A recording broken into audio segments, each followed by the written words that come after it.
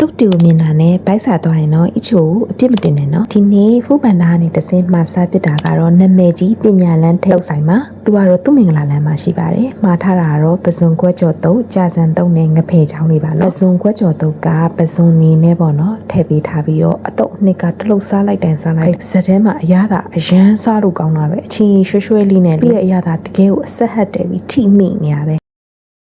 ကြာစံတုတ်ကလည်းအတူတူပဲကြာစံသားလေးနဲ့တုတ်အနှစ်နဲ့စိတ်ဝင်နေပြီးတော့အချင်းအငန့်အဆက်အရသာရတာနေရကြောင်းဆိုင်းနဲ့ကိုမရက်ချင်တော့အဲ့ဆိုင်ကတုတ်ကတကယ်ကိုအရင်စားလို့ကောင်းပါတယ်နော်ပြီးတော့ငဖယ်ချောင်းကလည်းအီလေးနဲ့ကြိုက်လိုက်တိုင်းငဖယ်ရတာမှုမွေးလေးထွက်လာသဘောကျရဲ့သူကတော့9ချောင်းပါတော့3500ဆို1500လောက်တော့ကြာတယ်ဒါပေမဲ့ချင်းလေးနဲ့တိုးပြီးတော့အဲ့ငဖယ်အကြီးကိုကြိုက်စားတာတဲ့အရင်မိုက်တုတ်ကြိုက်တဲ့သူတွေဆိုလို့ရှိရင်ဒီဆိုင်ကို save ထားလိုက်ပါနောက်တစ်ခါအတုတ်စားခြင်းနဲ့နေမှာသွားစားကြည့်ဖို့တန်ပါတယ်နော်ကောင်းလေးကို follow လုပ်ထားပေးခဲ့ပါဦးနော်ပြန်ဆုံးချင်ပါတယ်ရှင်